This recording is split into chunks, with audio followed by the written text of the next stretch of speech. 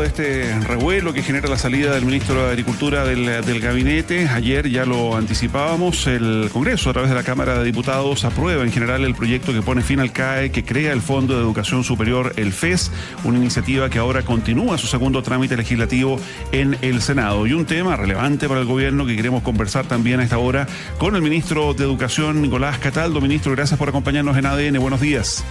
Buenos días, ¿cómo está Mauricio, Paula? Hola, muchas ministro. Gracias por la invitación. ¿Cómo le va? Muy buenos días. Oiga, lo primero, ministro, ayer una de las lecturas que se hacía a propósito de lo que veníamos escuchando del ex ministro de Agricultura, Esteban Valenzuela, era que se cuestionaba no tanto el fondo de la decisión política del presidente, sino más bien el timing, porque ayer el gobierno efectivamente se estaba anotando un triunfo en la Cámara de Diputados después de una decena de meses de trámite de un proyecto tan emblemático que quedaba de alguna manera opacado como es el avance del fin del CAE y el cambio en el sistema de financiamiento de la educación superior.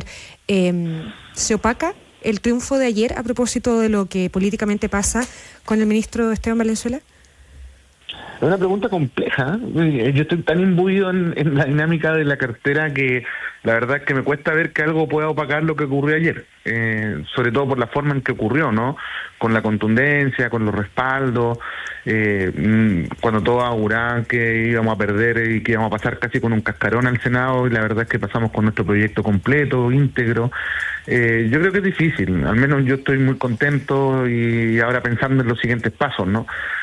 Yo lamento mucho lo que ocurre con el exministro Valenzuela por una cuestión humana, ¿no? Lo conozco, fuimos colegas, trabajamos juntos desde que yo era subdere, luego en educación también, fortaleciendo la economía familiar campesina en los programas de alimentación escolar. Obviamente no tengo opinión respecto a las circunstancias de por qué el presidente toma la decisión que toma, porque no me corresponde opinar sobre eso. Y espero que vaya muy bien este año. Yo creo que va a ser siempre un tremendo aporte, no solamente en la materia que está desarrollando ahora, sino también en los temas de descentralización que han sido tan relevantes en su desarrollo y trayectoria política. Ministro, pero a propósito de los tiempos que pregunta Paula, ¿están los tiempos, usted que lo vivió ahí de primera mano, para que esto se logre aprobar de aquí al término del gobierno en un año electoral, en un meses de campaña? ¿Están los tiempos para terminar aprobando esta promesa del gobierno? Mira, yo creo que todo el mundo comprende que esto es una necesidad impostergable, desde el punto de vista social, desde el punto de vista fiscal, desde el punto de vista institucional también. Esto no tiene mucho más espacio de dilatación. Esta no es la primera vez que se intenta resolver este tema. De hecho, este es el tercer intento que distintos gobiernos han impulsado para abordar el tema del CAE. Por lo tanto, yo creo que hay un primer diagnóstico que es compartido. Probablemente donde tenemos diferencias aún es en algunos aspectos de la forma en que estamos proponiendo que se haga, y eso es lo que tenemos que resolver en el Senado. Yo en esto soy bien pragmático, Mauricio. Me parece que siempre uno tiene que estar a disposición. Es un axioma de la acción política y particularmente de la política expresada en lo legislativo, el dialogar y el buscar acuerdos. Algunos los materializamos ya en la Cámara de Diputados, como por ejemplo establecer topes en la retribución o fijar ciertas regulaciones que fueron aprobándose en la Comisión de Hacienda en particular. Y en el Senado tendremos que hacer lo propio. Nosotros tenemos una conversación abierta con las universidades respecto al financiamiento de ellas, que es una de las principales críticas, ¿no?, que hemos recibido, y yo tengo mucha certeza y convicción de que vamos a lograr construir ese acuerdo. Yo espero que prime esa voluntad.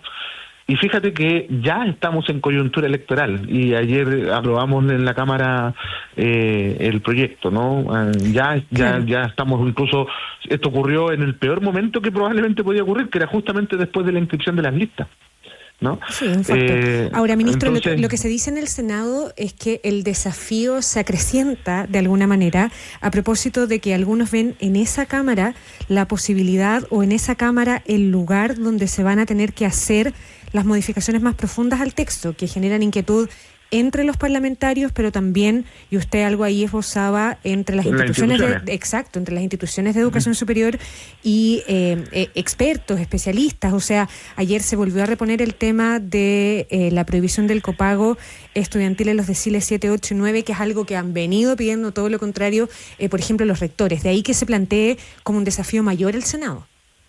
Sí, lo que ocurre es que esa discusión, si se aborda, hay que abordarla bien. como esto no se hizo orgánicamente, sino que más bien fue la abstención o el rechazo de las normas que venían del Ejecutivo, habían efectos no deseados que también venían involucrados con ese rechazo. Por eso es importante el desarrollo de la conversación, que es técnica también. Mira, si no todo es político. Ya, pero usted reconoce que el desafío en el Senado es mayor a propósito de ese elemento. Por supuesto. Y yo tengo la certeza de que efectivamente no solamente el desafío es mayor, sino que ahí además tenemos que ser capaces de estructurar un acuerdo que no solamente se sostenga en el Senado, sino también tiene que sostenerse en la Cámara. Es decir, al mismo tiempo que estemos negociando y buscando los acuerdos en el Senado, tenemos que estar ecualizando también esos acuerdos en la Cámara de Diputados, porque luego tiene que volver el proyecto a su tercer trámite. Entonces es aún más difícil, pero nadie dijo que esto es fácil. De hecho, es una de las cosas más complejas que nos va a tocar en lo que queda de gobierno. Y en lo que viene de aquí en adelante la discusión del proyecto en particular, ministro Cataldo, ¿qué desde su punto de vista es lo más difícil? Porque ayer en la Cámara escuchamos de todo, o sea, escuchamos desde que aquí había promesas falsas, había ofertones, había populismo, había un proyecto que rechazaba las mejores universidades del país, hasta algunos parlamentarios de oposición que señalaban que acá en la fórmula que se propone de que aquellas personas que tengan suficiente renta devuelvan este préstamo, digamos, para poder estudiar, que aquí lo que había era un impuesto al capital humano disfrazado de solidaridad. ¿Qué es lo más difícil en la discusión que viene? Mira, lo que estábamos hablando recién yo creo que sin duda es un nudo principal. Seguramente el foco de la conversación, que yo lo sitúo más allá del copago. Sin duda que el copago es parte del debate, pero yo lo planteo como una cuestión más general, que es el financiamiento a las instituciones, el cómo pensamos el financiamiento a las instituciones. Y eso incluye el copago sin duda. Eso yo diría que es lo principal, es lo más complejo. Hay muchas cosas que son más retóricas, Mauricio, también.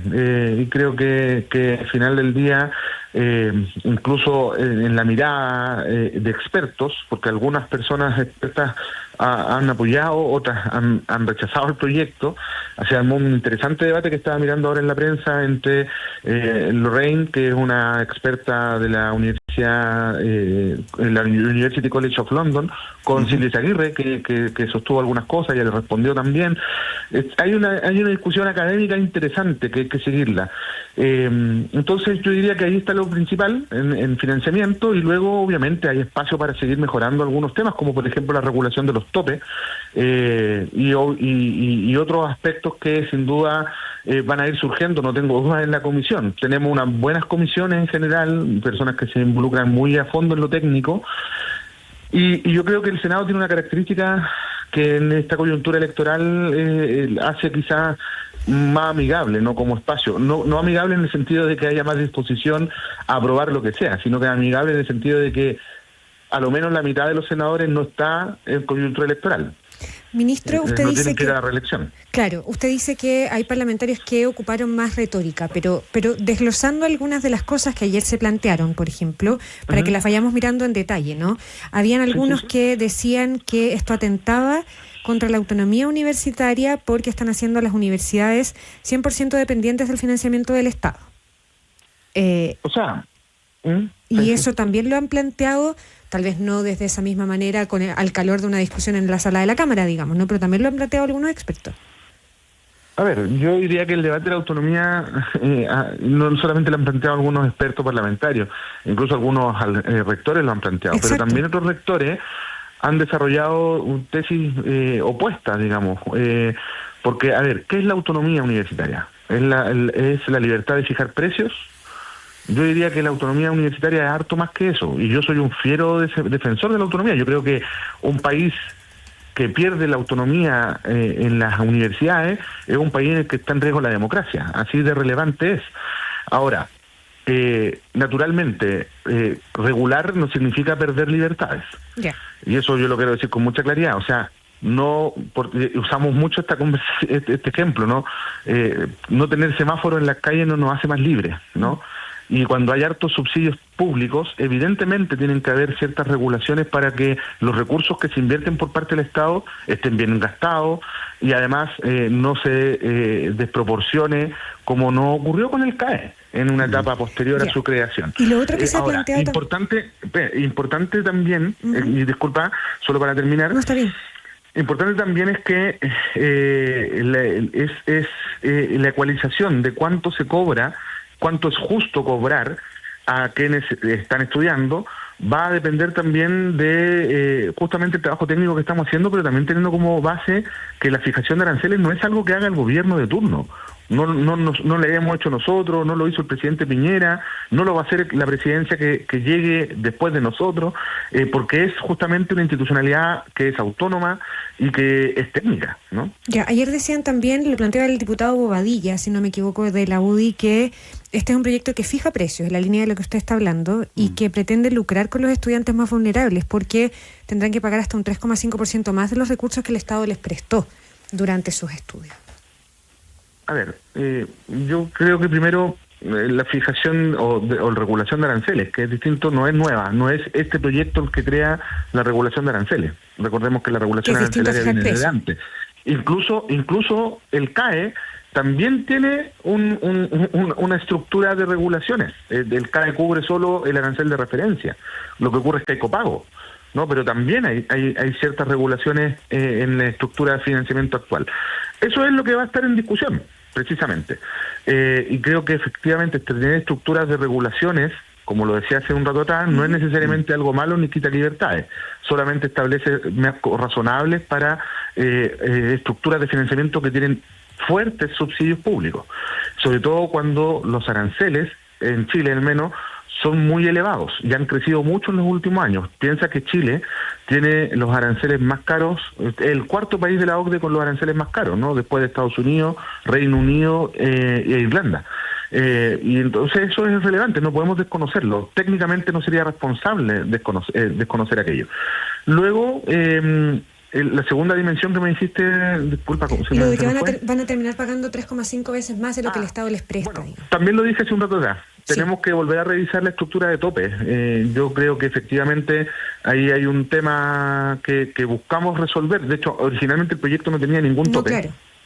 Y incorporamos uno justamente en el marco de lo que fue la discusión legislativa. Y seguramente vamos a tener que seguir mirándolo en términos de buscar una adecuación mejor. Ahora, es cierto que hay un 1,6% de estudiantes, de futuros profesionales, que podrían llegar a pagar estos 3,5 veces el costo de su carrera. Pero también es cierto que hay más de un 60% que no va a pagar el costo de su carrera completa, dado, y este es el tema de fondo y que yo creo que no estamos observando suficientemente, considerando que los aranceles en Chile son caros, pero la rentabilidad posterior, cuando se ingresa al mercado del trabajo, no siempre es buena, ¿no? Para esos niveles de endeudamiento que se generan actualmente. Entonces, evidentemente tenemos que mirar eso porque lo que se cobra o lo que se retribuye, me refiero al CAE hoy día, me refiero al FES mañana, si es que esto prospera, tiene que ser también sin impactar las posibilidades de tener una vida digna, una vida con posibilidades de comprar una casa o de tener hijos, educarlo, vestirlo, alimentarlo, en fin. Ya, ministro, hay muchísimas preguntas sobre este tema. Sabemos un proyecto que todavía le resta la discusión en la Cámara Alta, pero una de las que más se repite es respecto de aquellas personas que ya pagaron. El CAE se creó hace más de 20 años, en junio del 2005, bajo el gobierno de Ricardo Lagos. En todo este tiempo, en 2 décadas, hay gente que estudió y hay gente que alcanzó a pagar su crédito, muchos de ellos con mucha dificultad. ¿Qué va a pasar con toda esa gente? Porque dicen, a ver, yo con mucho esfuerzo lo pagué y ahora estoy escuchando de que aquí hay gente a la que le van a condonar el crédito o parte del crédito. Sí, mira, es súper buena pregunta, porque el proyecto tiene 2 dimensiones. Hablamos recién de una de ellas, que es el financiamiento de la educación superior. Pero está la otra dimensión, que es la de la reorganización de las deudas y la condonación total o parcial.